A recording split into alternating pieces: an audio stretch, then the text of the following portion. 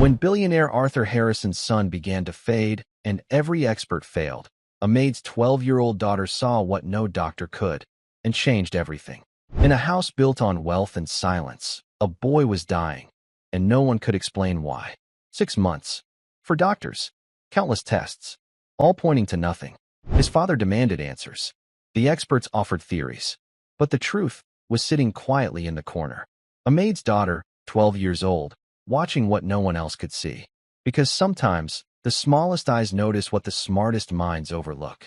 And what she saw would expose pride, save a life, and change everything they believed about medicine and about themselves. This isn't just a story about sickness and science. It's the story of how one child's quiet observation shattered an empire of certainty. And before I forget, where are you watching from today? Leave a comment below. Enjoy the story. A child's eyes saw the truth hidden in a room full of experts. 12-year-old Lily traced the outline of a water ring on a glass coffee table. Her mother had missed it, which almost never happened. This giant house, all glass and cold white stone, was her mother's biggest job, and her mother, Sarah, never missed a spot. Lily wasn't supposed to be here. Not in the main atrium, anyway. She was supposed to be in the staff kitchen, finishing her homework. But her mother was working late again. The owner of the house, the billionaire Mr. Harrison, had doctors visiting. Again. Lily, away from the glass, Sarah whispered. Her voice was sharp, tired. Do not touch anything. Do not make a sound. I'm not. Lily whispered back, pulling her hand away. She tucked her blonde hair behind her ears. She knew the rule. Be invisible. A maid's daughter was even less than a maid. She was a ghost. She was just furniture that breathed. From their corner by the service hallway, Lily could see into the massive living area. It looked like a hospital ward. For doctors in dark suits stood around a long, white sofa. They spoke in low, serious voices. Arthur Harrison stood with them. He was a tall man who always looked like he was about to break something. His face was gray with worry. He wasn't looking at the doctors. He was staring at his son. Daniel Harrison, 10 years old, lay on the sofa. He was buried in soft blankets. And 4 stands stood beside him, its thin tube taped to his pale, thin arm. A private nurse, a stern-looking woman named Nurse Miller, watched a blinking monitor. Daniel was always sick. For 6 months, Lily had come here with her mother after school. She had watched the sickness steal the boy. First, he was in a wheelchair. Then, he stayed on the sofa. Now, he barely opened his eyes. The test results are inconclusive, Arthur, said the lead doctor, a man with silver hair named Dr. Evans. The MRIs are clean. The blood work shows inflammation, but we cannot pinpoint the source. We've tested for every autoimmune disorder, every neurological condition. Inconclusive. Mr. Harrison's voice was a low rumble. He's fading. I pay you men a fortune. Find an answer. We are suggesting a new round of experimental treatments, Dr. Evans said smoothly. A clinic in Switzerland. Lily tuned them out. She wasn't listening to their words. She was watching Daniel. She watched the way his fingers rested on the blanket. She watched the blue veins under his paper-thin skin. Her mother said she stared too much. It's rude, Lily. People don't like to be watched. But Lily couldn't help it. She was a noticer. In her backpack, she carried her most prized possession. It was a small, leather-bound book. It was her great-grandmother's journal. Great-grandma Rose wasn't just a war veteran. She had been a battlefield nurse in World War II. She had served in field hospitals where there were no machines, no tests. All she had were her eyes. Lily had read the journal so many times, she knew parts by heart. The doctors see the fever. They see the wound. Rose had written in faded blue ink. They do not see the way the man's eyes flicker to the left. They do not notice the faint smell of almonds on his breath. They miss the small things. The war is loud, but the truth is almost always quiet. Lily lived by that. She watched for the quiet things. And she had noticed something about Daniel. She had seen it 3 times before. It was a symptom, but none of the doctors ever saw it. They were always too busy looking at their charts. It started now. It was silent. So silent, only a watcher would see it. First, Daniel's left hand, which had been relaxed, slowly curled. The pointer finger began to tap. A steady, rhythmic tap against his thumb. 1, 2, 3. Pause. 1, 2, 3. Pause. Lily's breath caught. He just seems so weak, Mr. Harrison was saying, his back to his son. He has no energy, no? His vitals are stable. Nurse Miller interrupted, her eyes on the monitor. Blood pressure is steady. Look at him. Lily wanted to scream. Stop looking at the machine. Now the second thing happened. Daniel's head, resting on the pillow, gave a tiny, almost invisible jerk to the right. It was not a seizure. It was not a tremor. It was a single, sharp tick. The tapping in his hand got faster. We believe a change of environment is crucial, Dr. Evans said, holding a tablet. The air quality in the Alps. He's doing it again, Lily whispered. Her mother grabbed her arm. Hush, Lily. What did I tell you? He's doing the thing with his hand, Lily insisted, her voice a little too loud. The room went silent. All four doctors, the nurse, and Arthur Harrison turned. They all looked at the small, blonde girl in the hallway. Lily felt her face burn red.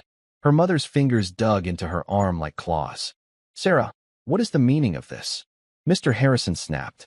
His grief made him mean. Get your daughter out of here. I apologize, sir. Right away. Lily, let's go. Now. Sarah's voice was trembling. She was going to be fired. Lily knew it. But he's doing it, Lily said, pulling free of her mother's grip. She stepped out of the shadows and into the giant, sun-filled room. She felt as small as a bug under a magnifying glass. Dr. Evans looked insulted. Young lady, this is a private medical consultation. His hand, Lily said, pointing. She was terrified, but the words tumbled out. Look at his hand. The left one. Everyone looked at Daniel. The boy's hand was perfectly still. The tapping had stopped. The head jerk was gone. Lily's heart sank. It was gone. There is nothing wrong with his hand, Dr. Evans said, his voice dripping with annoyance. It was tapping, Lily stammered. His pointer finger. 3 times. And then his head jerked. He does it every time before he gets one of his bad spells. Nurse Miller scoffed. A bad spell. We are monitoring for seizure activity. There is none. It's not a seizure, Lily said. It's different. It's smaller. And it happens right before he gets the bad headaches and the fever. I've seen it. You just missed it. Lily, Sarah gasped, rushing forward to grab her. Mr. Harrison, I am so sorry. She reads too many strange books. She has an imagination. An imagination? Dr. Evans said. She is interrupting our work. She is upsetting the patient. Mr. Harrison looked at Lily. His eyes were cold. Get her out. And Sarah, your services are no longer required. Tears sprang to Lily's eyes. Her mother's face went white. She had done it. She had gotten her mother fired. All because she couldn't keep quiet. No, wait, Lily said desperately. She ran toward the sofa. Get back, Nurse Miller commanded, putting a hand out. It's not just the tapping. Lily shouted. It's the smell? Can't you smell it? That stopped them. Mr. Harrison frowned. Smell what? Dr. Evans looked confused. There is no odor here. There is, Lily insisted. She leaned closer to Daniel. The nurse tried to pull her back, but Mr. Harrison held up a hand. Let her. Lily put her face near Daniel's head, near his hair. It was faint. So faint. But she knew it. It smelled like her father's workshop. It smells like burnt sugar, Lily said, looking up at the doctors. Or like burnt almonds. Sweet. And sad. Dr. Evans rolled his eyes. Mr. Harrison, this is absurd. This child is. Wait, Mr. Harrison said. He knelt by the sofa. He leaned close to his son. He inhaled deeply. His head snapped up. He looked at Dr. Evans. His face was pale. She's right. He whispered, a new, terrible fear in his eyes. There is a smell. It's sweet. Dr. Evans suddenly looked less confident. He leaned in. The other doctors leaned in. They were all sniffing the boy's hair and skin. I don't smell anything, Dr. Evans said, but he looked worried. You're not trying, Lily said. It's right there. Arthur, this is stress, Dr. Evans tried to reassure him. You're overtired. It was the tapping, then the head jerk, then the smell, Lily said, her voice steady now. Her great-grandmother's courage was flowing into her. That's the order. I've seen it 3 times. And about an hour later, he gets very, very sick. Mr. Harrison stood up. He looked at the team of expensive doctors. Then he looked at the 12-year-old maid's daughter. You've seen this pattern 3 times? He asked Lily. Lily nodded. The last time was last Tuesday. He did the tapping. You were on a phone call. The nurse was changing his forebag. He did the head jerk. Then he said his head hurt. 2 hours later, he had a fever of 103. A heavy silence filled the room. The doctors looked at each other. Nurse Miller opened her mouth, then closed it. "And you," Mr. Harrison said to Dr. Evans. "You, with all your machines and your tests. You never saw this." It's anecdotal," Dr. Evans stammered. "A child's observation. It's a pattern," Mr. Harrison said. "And it's the only pattern we've had in 6 months." He turned to Sarah, Lily's mother, who was still standing frozen by the door, ready to be thrown out.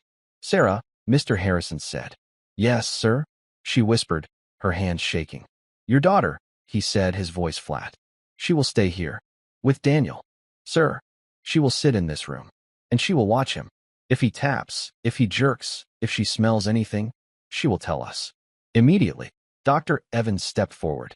"Mr. Harrison, this is highly irregular. We cannot base a diagnosis on burnt sugar." Mr. Harrison turned to the doctor. His eyes were like ice.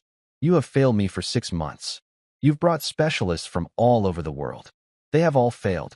This girl, this child, has seen something you all missed."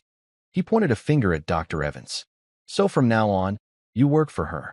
Lily's mother, Sarah, stood frozen by the door. Her hands were pressed to her mouth. She was not fired. That was the first thought.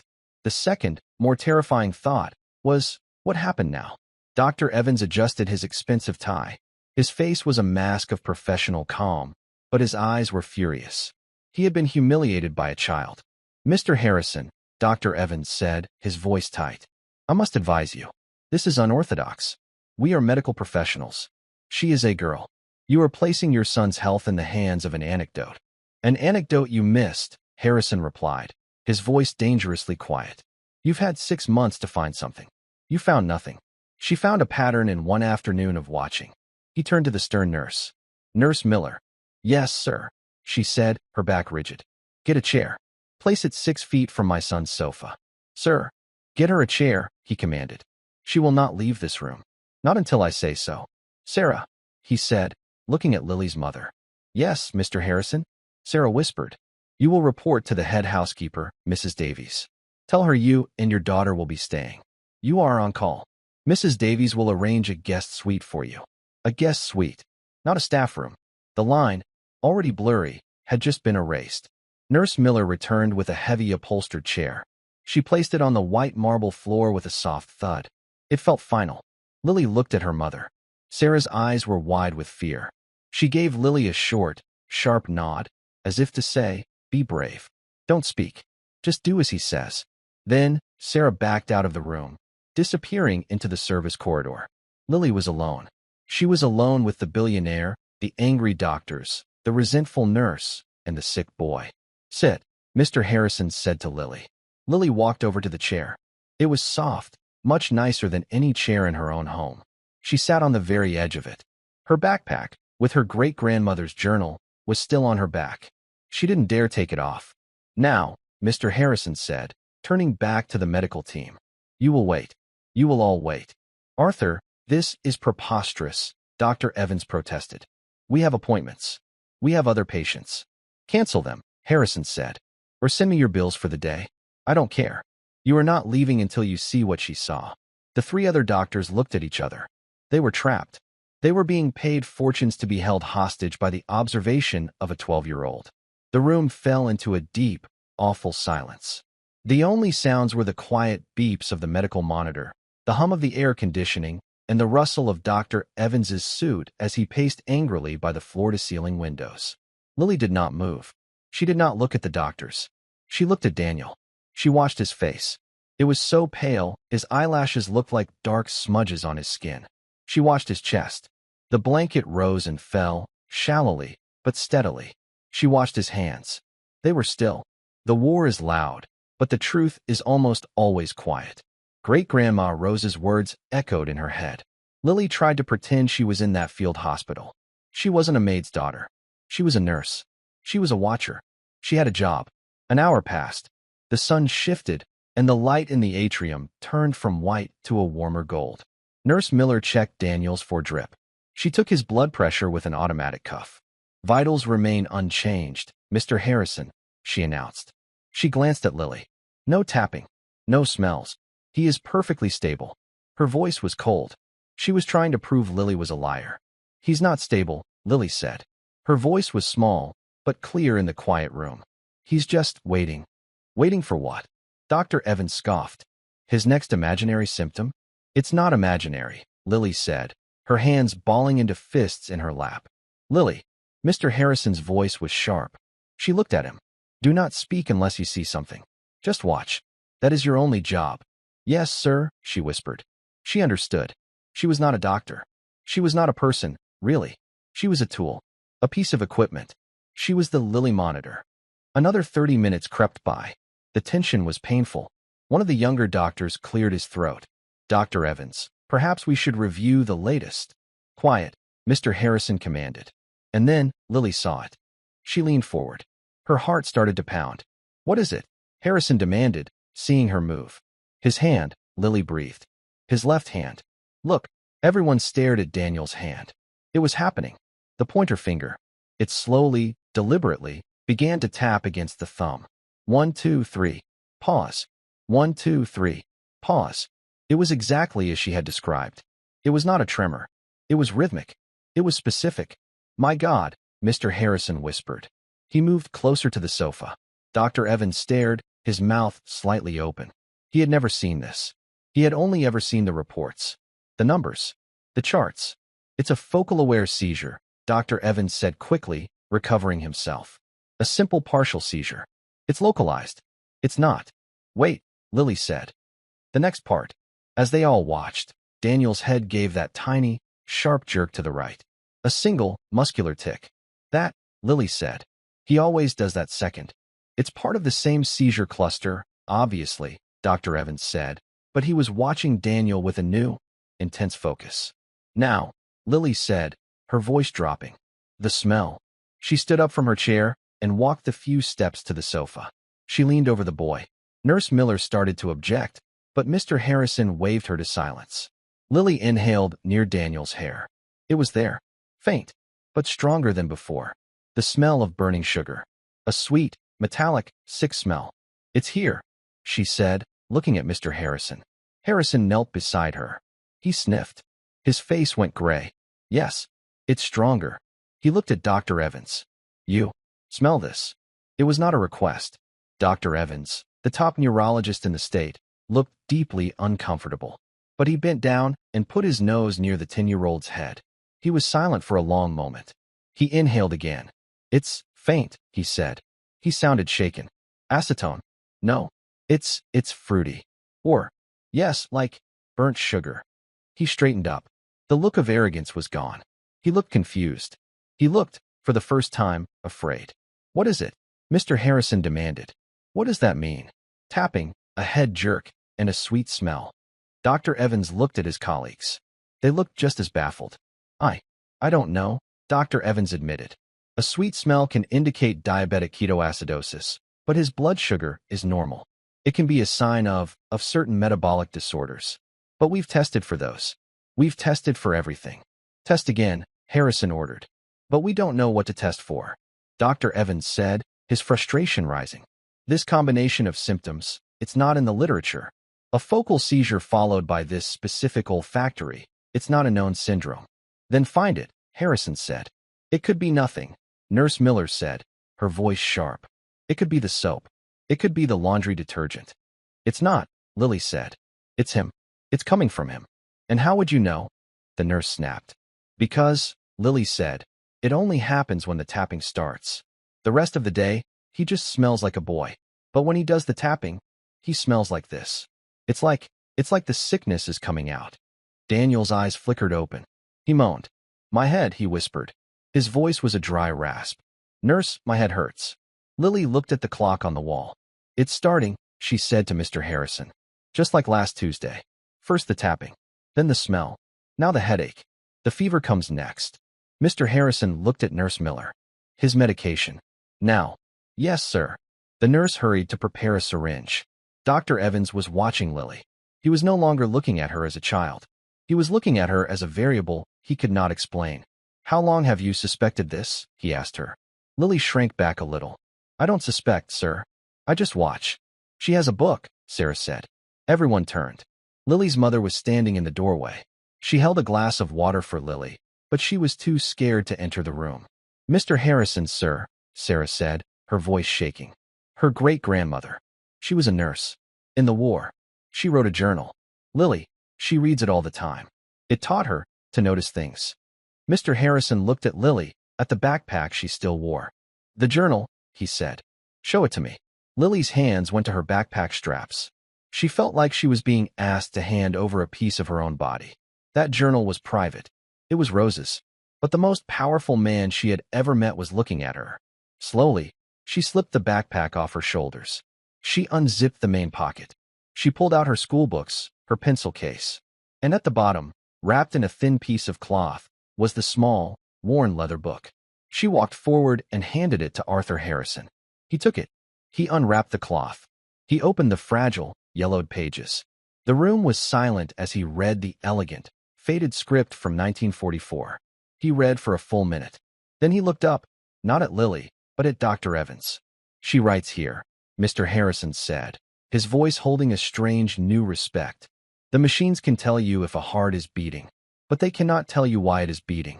They cannot see the spirit. They cannot see the small changes that warn of the coming storm. The truth is in the details the doctors are too proud to see."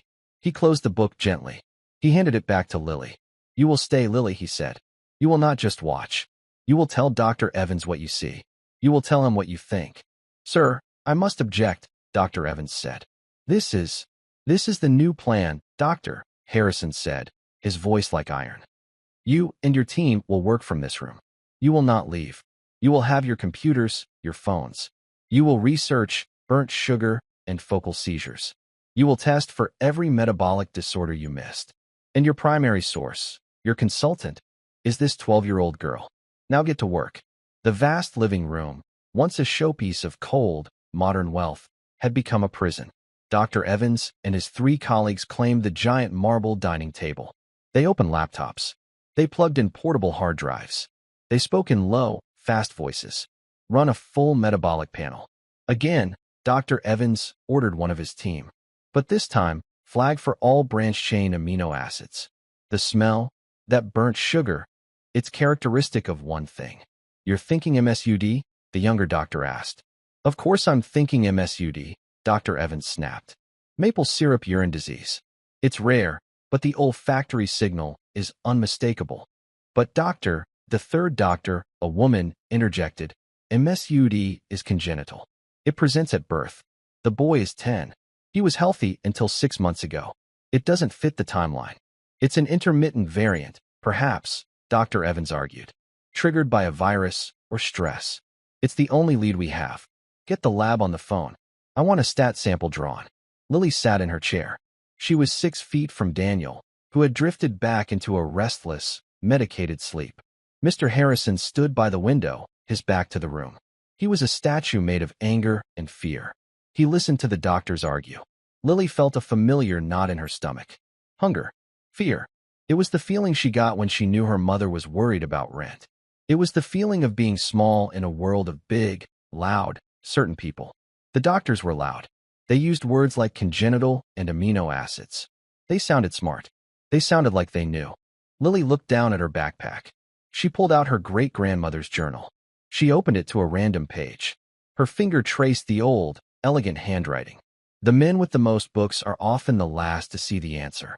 They look for the disease they have read about. They do not look at the patient in the bed. They are hunting for a name, not a cause. Lily looked up. The doctors were hunting for a name. MSUD. Nurse Miller approached the sofa to check Daniel's vitals again. She saw Lily reading the journal. "That's a nice storybook, dear," the nurse said, her voice full of false sweetness. "But you should let the grown-ups handle this.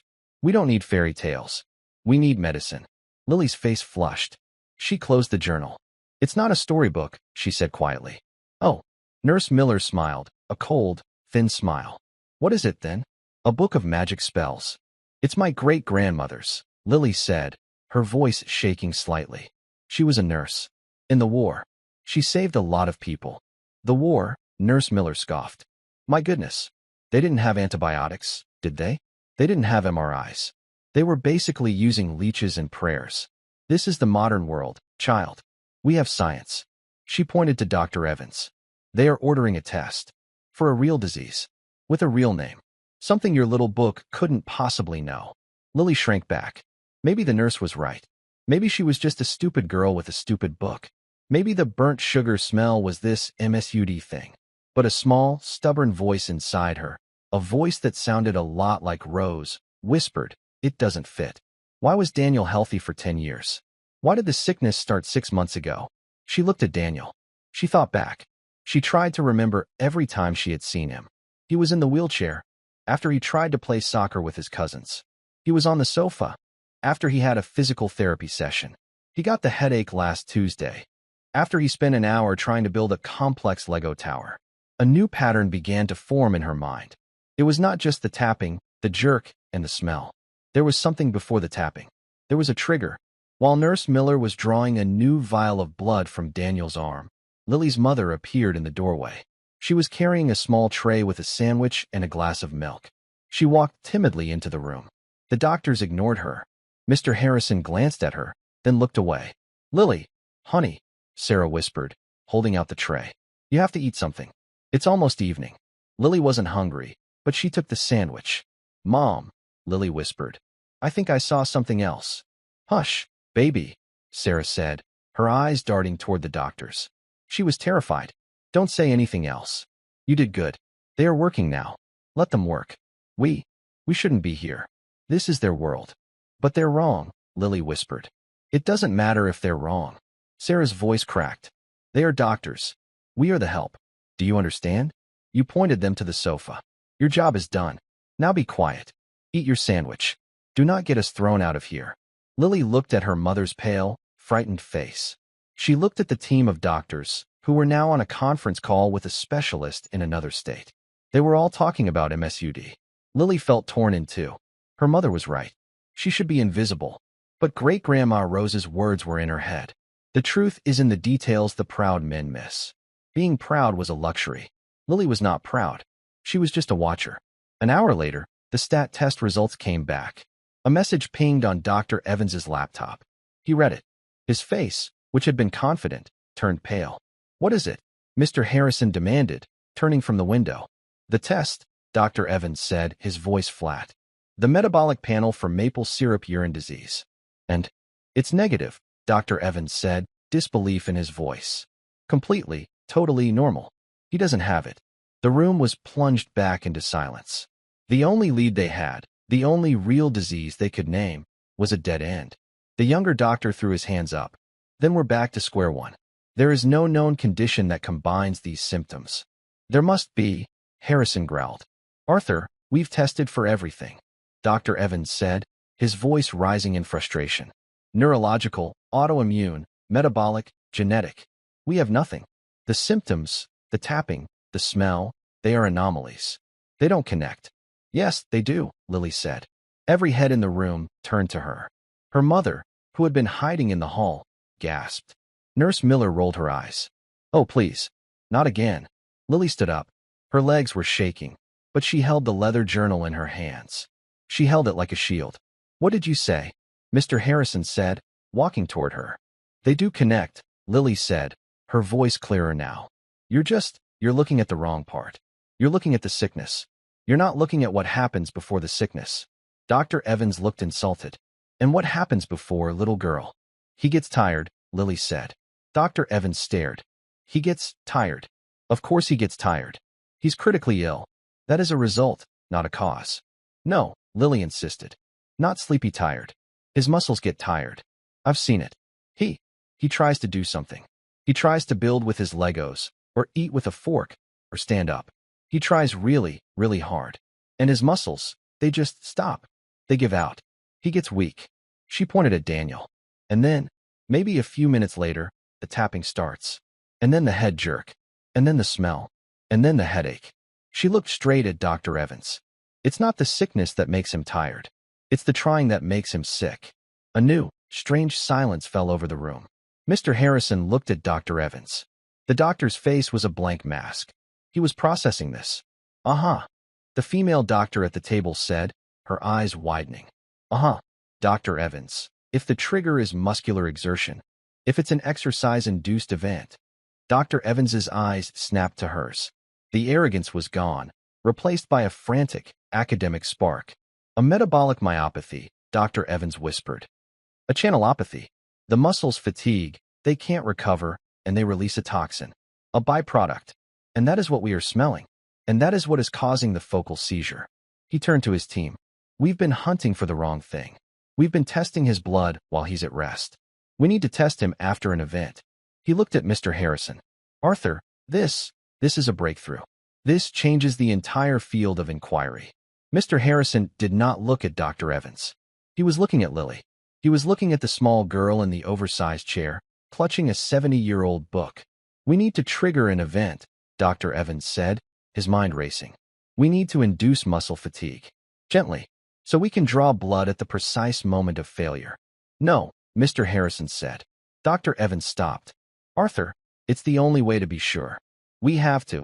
You will not trigger anything in my son, Harrison said. You will not hurt him. We will wait. And this time, he said, turning to Lily, you will tell us when it's about to begin. You will tell us when you see the trying. Lily nodded, her heart hammering. She had done it. She had changed their path. Nurse Miller stood in the corner, her arms crossed, her face a mask of pure fury. She had been wrong. The magic book and the girl had just beaten her modern science. The silence in the atrium stretched for 2 hours. It was a heavy, ugly silence. The doctors sat at the marble table. They stared at their screens. They had run out of ideas. Their grand theory about MSUD was wrong. They were back to zero. Nurse Miller busied herself, checking the monitors. Her movements were sharp, irritated. She avoided looking at Lily. Lily sat in her chair. She was a statue. She watched Daniel. She watched him breathe. She was waiting. She didn't know what for. She just knew she had to wait. Her mother, Sarah, came in and out. She brought Lily a bottle of water. She brought a warm cloth for Daniel's forehead. She moved like a mouse, desperate not to be noticed by the annoyed doctors. Lily opened her great-grandmother's journal. She needed to hear Rose's voice. Her finger found a passage she had marked. Men of medicine are impatient. They want to cut, to inject, to act. They forget that the body has its own language. It speaks in its own time. True healing begins not with a needle, but with patience. You must wait for the body to tell its secret. Lily closed her eyes. I'm waiting, Grandma Rose, she thought. I'm listening. Mr. Harrison stood by the window. He had not moved. He was staring at the gardens, but he saw nothing. He was a man made of coiled steel, ready to snap. This is pointless, Arthur, Dr. Evans finally said, breaking the silence. He's stable. The event is over. Whatever that was, it's gone. We're wasting our time. We should move him to the hospital. We need a full neurology team, not this. He gestured vaguely at Lily. You said you'd wait, Mr. Harrison said, his voice flat. He did not turn around. We waited. We saw the tapping. We saw the smell. The tests were negative. It was a dead end. It wasn't, Lily said. Her voice, though small, cut through the tension. Dr. Evans sighed, turning to her. Child, we have explained this. The test for MSUD was negative. Your burnt sugar theory was wrong. My theory wasn't burnt sugar, Lily said, standing up. She felt a new, cold bravery. My theory was the pattern. You're still not looking at the trigger. The muscle fatigue idea? Dr. Evans scoffed. It's too vague. It's not a diagnosis. Then watch, Lily said. She pointed. He's waking up. Daniel Harrison was stirring. His eyes flickered open. He looked around, his gaze foggy from the pain medication. Mr. Harrison, Lily said, her voice sharp. Come here. Watch. Harrison turned from the window. He crossed the room in 3 long strides. The doctors all stood up, sensing a shift. Daniel, Mr. Harrison said, his voice softer than Lily had ever heard it. Son, how are you feeling? Thirsty, Daniel whispered. His voice was a dry rasp. My, water. He lifted his right arm. He was trying to reach for the glass of water on the side table, just inches from his hand. His arm trembled. The muscles in his forearm stood out, tight, like wires. He was fighting. He was trying. Lily held her breath. That's it, she whispered. That's the trying. Daniel grunted, frustrated. He couldn't make his hand grip the glass. His fingers brushed it. The glass tipped, spilling ice water onto the expensive blankets. I can't, Daniel panted. He was exhausted from the tiny movement. His arm fell back to his side, useless. It's okay, son, Mr. Harrison started to say. No, Lily shouted. It was so loud, everyone jumped. Wait, look at his other hand. They all snapped their gaze to Daniel's left hand, which lay palm up on the sofa. It was starting. The pointer finger, tapping against the thumb. 1, 2, 3. Pause. 1, 2, 3. Pause. There, Lily breathed. It's the trigger. The muscle failure. Now the sickness comes. My God, the female doctor whispered. She's right. As they watched, Daniel's head gave the small, sharp jerk to the right. Dr. Evans was galvanized. He did it. He's repeating the pattern. The smell, Lily said, leaning in. It's starting. It's faint, but it's here. Draw the blood, Mr. Harrison ordered. No, wait. Dr. Evans shouted. He was a different man now. He was a scientist on the edge of discovery. Don't draw it yet. We need to test it during the peak. We need the full-blown event. You said you wouldn't hurt him, Lily accused. I'm not. I'm just waiting for the body to tell its secret, Dr. Evans said, throwing her own words back at her. They waited. The tapping in Daniel's hand got faster. The sweet, burnt sugar smell grew stronger, filling the air around the sofa. Lily could see the faint pulse in Daniel's neck beating too fast. My head, Daniel moaned, his eyes squeezing shut. It hurts, bad. Now, Dr. Evans yelled. Nurse Miller, draw the blood. Full panel. Stat. And get the portable analyzer ready. We are testing it here, not at the lab. Nurse Miller rushed forward. Her hands were shaking. She was angry, but she was also a professional. She found the vein. She drew 3 vials of dark red blood. Run it, Dr. Evans commanded his team. The female doctor took the vials to the dining table. She injected the blood into the small, humming machine. The machine that had told them, an hour ago, that everything was normal. The room was electric. The only sounds were Daniel's low moans, Nurse Miller's sharp, clinical movements as she administered pain relief, and the beeping of the analyzer. Lily stood by Mr. Harrison. She was trembling. She had done all she could. Now, the machines had to talk. It's the fever, she whispered. It's coming next. Mr. Harrison put a heavy hand on her shoulder. He wasn't comforting her. He was holding on to her. He was using her as an anchor. Ping. A small, electronic sound from the laptop at the table. Dr. Evans and his team huddled around the screen. Lily watched their faces. She saw confusion. Then she saw disbelief. No, Dr. Evans whispered, staring at the numbers. That's not possible. What is it? Harrison demanded. What's wrong? The potassium, Dr. Evans said, his voice full of awe. His serum potassium level it's 8.2. It's astronomical. What does that mean? Harrison growled. It means he should be dead, the female doctor said, looking up. A level that high. It causes immediate, fatal cardiac arrest. But his heart it's still beating. Dr. Evans was reading the other numbers. And the myoglobin, the rhabdomyolysis, his muscle tissue is literally breaking down. It's releasing all this potassium into his bloodstream. His body is poisoning him. He looked at his colleague. Muscle exertion, followed by weakness, followed by a massive potassium dump. A focal seizure. It's not a neurological disorder. It's a channelopathy. A genetic, oh my word. He looked at Mr. Harrison. The arrogance was gone, replaced by the wild, excited look of a man who has just solved the unsolvable. I know what this is, Dr. Evans said. What? It's called hyperkalemic periodic paralysis. Hyper, too much. Kale Mike, potassium. It's a genetic mutation. It's incredibly rare. The channels in his muscle cells, they don't work right. When he exerts himself, they panic. They don't process potassium. They dump it. All at once. It paralyzes the muscles, and it floods the blood. The tapping isn't a seizure, not really. It's the nerves misfiring from the potassium poisoning. The smell, it's the smell of his body trying to process a lethal dose of its own chemicals. Mr. Harrison was pale. Genetic? Yes. You, or his mother. A carrier. Can you fix it? Harrison whispered. Fix, Dr. Evans said. No, it's in his DNA. But we can manage it. We can treat it. Now that we know, we've been doing everything wrong. We've been giving him 4 fluids, probably loaded with potassium. We've been treating him for epilepsy. We were making it worse. We were killing him. He shook his head, looking at the data. But now we can save him.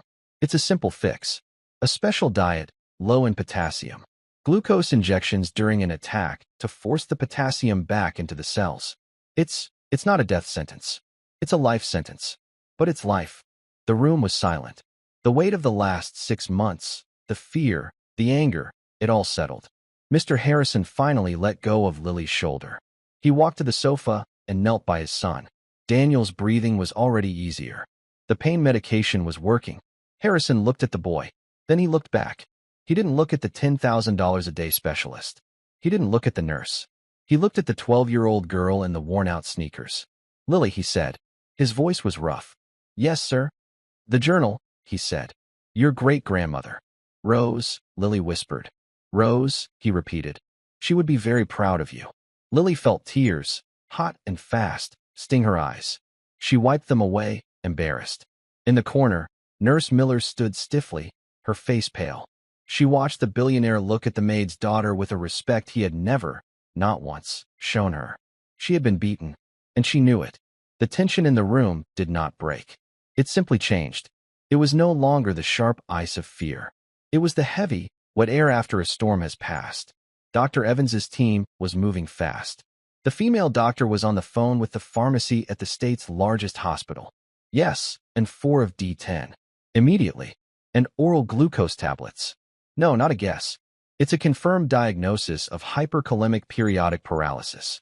The patient is a 10-year-old male. Nurse Miller stood by the 4-pole, her hands by her sides, her face pale. She was useless. Her entire 6-month treatment plan had been wrong. Worse, it had been harmful.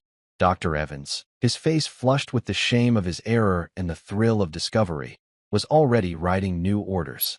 "We need to monitor his heart. The EKG is showing peak T waves. He's on the edge of a full cardiac event," he said, mostly to himself. "Get the glucose into him. Now." It will act as a key, forcing the potassium from his blood back into his cells. It's a temporary fix, but it's the one we need. Mr. Harrison had not moved from his son's side. He watched Daniel, whose breathing was still shallow, his face tight with pain. "Will he be all right?" "You said." "He will be," Dr. Evans said. He walked over to Mr. Harrison. He looked smaller. The arrogance was gone. "Sir, what we've been giving him, the standard saline drip, it's loaded with electrolytes, including potassium. We were," as she said, "making it worse. Every time he had an attack, we were pouring gasoline on the fire." He glanced at Lily, who was standing by her chair, her great-grandmother's journal held tight to her chest. I was treating the chart, not the boy. I was looking for a common disease. I never, not for 1 second, considered something this rare. I dismissed the symptoms because they didn't fit my textbooks." He looked directly at Lily. His eyes were clear. "You, young lady, you didn't have any textbooks. You just had your eyes. You saved his life. I have been a doctor for 30 years. I have never been more wrong. And I have never been more grateful to be proven wrong." He gave her a small, formal bow. "Thank you." Lily didn't know what to say. "You're welcome, sir." A few minutes later, a new 4-bag was hung. The clear, sugary fluid began to drip into Daniel's arm. The effect was not instant. But after 10 minutes, something remarkable happened. Daniel's breathing deepened. The pained, tight look on his face relaxed. His left hand, which had been curled and tense, went soft. He opened his eyes. He looked at his father. "Dad," he whispered. "I'm here, son." Mr. Harrison's voice was thick. The headache. "It's fading. It's going away." It was the first time in 6 months that the pain had stopped without heavy, mind-numbing medication. Mr. Harrison put his head down on the edge of the sofa, his large shoulders shaking. He was weeping in silence. Lily's mother, Sarah, who was still by the door, put a hand over her own heart. She saw the miracle. She saw the billionaire crying. And she saw her own daughter, standing in the middle of it all, the one who had made it happen. Mr. Harrison composed himself. He stood up. He was once again the man in charge. But something was different. His eyes were not cold. They were clear. He looked past the doctors. He looked straight at Nurse Miller. She flinched. She knew what was coming. "Nurse," he said. His voice was quiet. "Mr. Harrison, you have been in my employ for 6 months, he said, his voice level. "You have been in this room every day. You have watched my son suffer. I followed Dr. Evans's orders. I monitored his vitals. You did, Mr. Harrison interrupted. You did your job, as it was written on a chart. But today, you did something else. You heard this child, he pointed to Lily, offer the truth. You heard her offer a new observation. A vital observation. And what did you do? Nurse Miller was silent. Her face was gray. You scoffed, Mr. Harrison said. You called her book a fairy tale. You told her to let the grown-ups handle it. Your pride, your arrogance, almost cost my son his life. You were more concerned with being right than with him. You are dismissed. Sir, you can't. A car will be ready for you in 10 minutes, he said, turning his back on her. You will leave this house. You will not be given a reference. Now go. Nurse Miller stared at his back. Her lip trembled. She looked at Dr. Evans, who refused to meet her gaze. She looked at Lily. Her eyes were full of a cold, black hatred. Then, she turned, and with as much dignity as she could find, she walked out of the room. She was gone. Mr. Harrison let out a long breath. He turned to Sarah. Sarah, he said. Yes, sir, she whispered, terrified. Your duties as a maid are over. You are, from this moment, my daughter's and my son's guest. Mrs. Davies will move you to the East Wing. You will have the suite overlooking the ocean. You will eat your meals with us. You are family now. Sir, I couldn't, Sarah stammered. I'm the help. You are the mother of the girl who saved my son, Harrison said, as if that explained everything. That is all that matters. Now, please, take your daughter. Get some rest. Both of you. He looked at Lily. I want you here tomorrow, Lily. Not as a watcher. As a friend. Daniel. He's going to need a friend. 3 days passed. The change in the Harrison mansion was total. The house, once cold and silent as a hospital, was now different. There was still a medical presence, but Dr. Evans and his team were consultants, not guards. They were cheerful. They were excited. They were witnessing a recovery they had thought impossible. Daniel was sitting up in his own bed, in his own room. The 4-pole was gone. The monitors were gone. His color was back. Lily sat on the floor of his bedroom. It was a room bigger than her entire apartment. They were playing a game of Go Fish. Got any sevens? Daniel asked. He was smiling. Lily had never seen him smile. Go fish, Lily said, smiling back. You're better at this than my last nurse, Daniel said. She always let me win. That's because she wasn't really playing, Lily said. She was just managing you. But you're not, he said. You're just here. He put his cards down. You know, I heard you. That day. In the big room. Lily looked up. You were awake? Sort of. In and out. I heard the doctors. I heard my dad. And I heard you. They all sounded loud. Angry. Scared. But your voice. He thought for a moment. Your voice was quiet. You sounded like you were just telling the truth. He looked at her. Thank you. You saw me. When they were all looking at the machines, you saw me. Lily's heart felt full. My great-grandma taught me, she said. The one in the book? Lily nodded. She said the truth is almost always quiet. Down the hall, in a luxurious guest suite, Sarah was trying to make her own bed. A housekeeper, a woman she had worked with for a year, rushed in. Mrs. Martinez, please, the housekeeper said, horrified. You must not do that. That is my job. Sarah dropped the sheet. I'm sorry, Maria. I'm not used to this. We are all very happy for you, Sarah, Maria said, her voice sincere. And for your daughter. She is an angel. An angel. What she did, Mr. Harrison has told everyone. Sarah sat on the soft chair. She felt like she was in a dream. She was proud, but she was also terrified. This was not her world. These were not her people. She didn't know how to be a guest. She only knew how to be invisible. That evening, Mr. Harrison asked Sarah and Lily to join him in his study. The study was a room of dark wood, leather, and thousands of books. Mr. Harrison sat behind a desk as big as a car. Please, he said, gesturing to the 2 leather chairs. Lily and Sarah sat.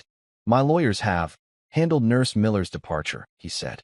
And Dr. Evans has submitted a very, very large bill, which I have paid, along with a substantial donation to his research hospital. He has also, I should add, co-authored a paper on Daniel's case. Your name, Lily, is in the acknowledgments. Lily's eyes went wide. But that is not why I asked you here, Mr. Harrison said. He opened a desk drawer and took out a checkbook. Sarah, he said, you have lost your job. Because of me. Because of this. I wanted to compensate you. For your time. for your courage, and 4, well, for everything. He wrote a check and slid it across the desk. Sarah looked at it. Lily looked too. There were so many zeros, Lily's head swam. It was more money than her mother would make in 10 lifetimes. Sarah put her hands in her lap. She pushed the check back. "No, sir," she said. Her voice was shaking, but it was firm. Mr. Harrison raised an eyebrow. "No, my daughter," Sarah said, finding her words. "She didn't do this for money. She did it because it was the right thing to do. Because her great-grandmother taught her to see. We can't take this." Lily looked at her mother. She had never seen this strength in her. Mr. Harrison stared at Sarah for a long, silent moment. A slow smile spread across his face. "I was hoping you would say that," he said. He tore the check in half. "I am not an easy man, Sarah, but I understand pride, and I understand honor." He folded his hands. "So, we will not talk about money. We will talk about history." He looked at Lily. "I had my team do some research. About your great-grandmother, Rose." Lily leaned forward. "You did?" "Yes. She was a field nurse in the 36th Evacuation Hospital in France. 1944, he opened a file. She was, by all accounts, a legend. Just as you said, she was known for noticing things. She diagnosed gas gangrene in a soldier everyone thought was just drunk. She saved an entire ward by identifying a contaminated water source. She was remarkable." "I know," Lily whispered. "She was." "But," Mr. Harrison said, "her records are incomplete. She was recommended for the Silver Star for gallantry in action, a very high honor for a nurse." I never knew that," Sarah said. "The recommendation was lost," Mr. Harrison said. "The war ended. Paperwork was shuffled. The hero was forgotten, as they so often are." He closed the file. "I have connections in Washington. I am making it my personal project to see that this oversight is corrected. The U.S. Army is going to review her case for a posthumous award." Lily's jaw dropped. "And," Mr. Harrison said, "I have found something. We found a record of a man she saved. A paratrooper. She sat with him for 72 hours, refusing to let the surgeons amputate his leg. That man, he's 98 years old. He lives in Virginia, and he remembers her name. He's alive." Lily gasped. "He is. And he wants to meet the family of the woman who saved his life." Mr. Harrison smiled. "I've arranged for my plane to take you both to Virginia next weekend, if you'll accept." Sarah was crying, silent tears running down her face. Lily just nodded, speechless. She was not a maid's daughter. She was not a ghost. She was a hero's great-granddaughter. And, perhaps, she was a little bit of a hero herself. The next weekend, Lily and her mother stepped onto a private jet. It was all cream-colored leather and polished wood. Sarah, Lily's mother, sat rigidly in her seat, clutching her purse. She had never been on a plane before. "It's okay, Mom," Lily said. "Mija," Sarah whispered. I don't belong here." "You do," Lily said, her voice firm. She wasn't focused on the luxury. She held her backpack on her lap. Inside was the journal. She was going to meet someone who had known Rose. It was the only thing that mattered. They flew for 2 hours. A black car met them on the tarmac in Virginia and drove them to a small, neat suburban house. Before they could knock, the door opened. A woman in her 60s smiled. "You must be Sarah and Lily. Please, come in. Dad is waiting." In the living room, sitting in a wheelchair by the window, was an old man. He was thin, his skin like paper, but his eyes were bright. "Mr. Pierce?" Sarah asked softly. "Please, call me John." He smiled. "The family of Rose. I never thought I'd live to see this day. Please sit." Lily and Sarah sat on a floral sofa. "It's an honor to meet you, sir," Lily said. "No, child," John said. "The honor is all mine. You look like her a little. Around the eyes." She had sharp eyes.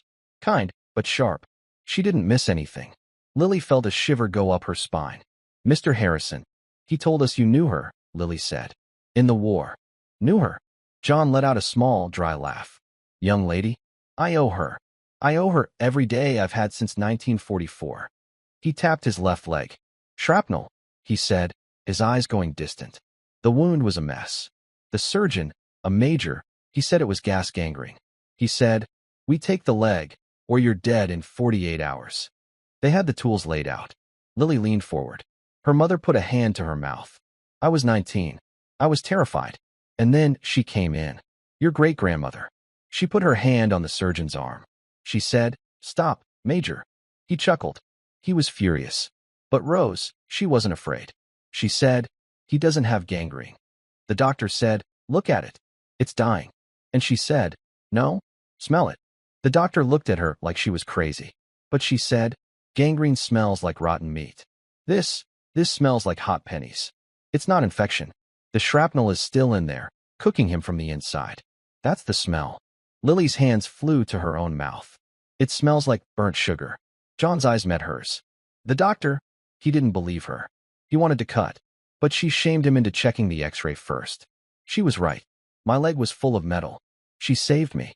She did more than that, John said, his voice thick. The surgeon walked away. He was too proud. But Rose, she stayed. She spent 2 days, with just a pan of saline and tweezers, picking out those metal bits.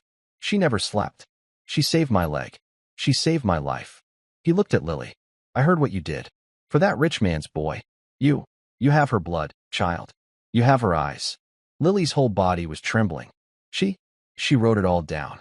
She handed the small, leather journal to him. The old man's hands shook as he took it. He held it to his face. "I never saw her sit," he said, tears in his eyes. "She was always working, always watching." He handed the journal back. "That is a precious thing. You keep that. You be it." Then he wheeled himself to a small desk, pulled out a dark blue box, and wheeled back. "The army, they gave me this for that wound," he said. He opened the box. Inside, on faded silk, was a purple heart medal. "Oh no, sir," Sarah gasped. "We couldn't. I am 98 years old," John said, his voice suddenly strong. "I have no children. I've had this medal for almost 80 years. And I have known, every single day, that it belongs to her. The army, they forget. Paperwork gets lost. But the men who were there, we don't forget. A hero is a hero." He pressed the box into Lily's hands. "You take this," he said. "It belongs to her. You remember the blood that's in you. It's the blood of a woman who wasn't afraid to tell the proud men they were wrong." Lily closed her hands around the box. It was heavy. It was real. 2 weeks later, the Harrison mansion was quiet. But it was the quiet of a home, not a hospital. In the back garden, Daniel Harrison was throwing a baseball. His arm was weak, but he was throwing it. "Okay, a little harder this time," he called out. Lily, standing 10 feet away in a brand new glove, caught the ball. "You're getting better," she said. "My new diet," he said, puffing. "It's weird. No bananas. But I'm not sick. I haven't had a bad spell in 16 days. "That's because they're not bad spells," Lily said. "It's just hyperkalemic periodic paralysis. It's just a name." "You're a weirdo, Lily," he said, smiling. "But I'm glad you're here." "Me too," she said, throwing the ball back. Nearby, her mother, Sarah, sat at a patio table with a laptop. She was no longer a maid. Mr. Harrison was training her to be the new estate manager. Dr. Evans had called. The medical paper on Daniel's case, with Lily's name in the acknowledgments, was published. The Army had also called. They were officially reviewing Rose's service record for a posthumous award. Lily reached into her pocket. She touched the cool metal of the Purple Heart. Daniel missed the catch. The ball rolled to her feet. "Sorry," he called. Lily picked it up. She looked at the giant glass house. She looked at her mother, her brow furrowed in concentration. She looked at Daniel, a boy who was alive because she had listened. A child's eyes saw the truth hidden in a room full of experts. Lily realized her great-grandmother's journal wasn't just a book of memories. It was a book of instructions. She wasn't a ghost. She wasn't invisible. She wasn't just a maid's daughter. She was a watcher. She was a noticer. And she was just getting started. "It's okay," Lily called back, raising her glove. "Try again." And that brings our story to a pause for now. Whenever I share one of these tales, my hope is that it offers you a little escape from the everyday, a moment to simply drift away. I'd love to hear what you were up to while listening, maybe unwinding after a long day, cruising on a late-night drive, or just relaxing at home. Leave a comment. I truly read every single one.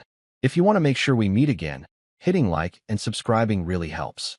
We're always looking to make our stories better, so any feedback you share in the comments is more than welcome. Thank you for sharing this time with me.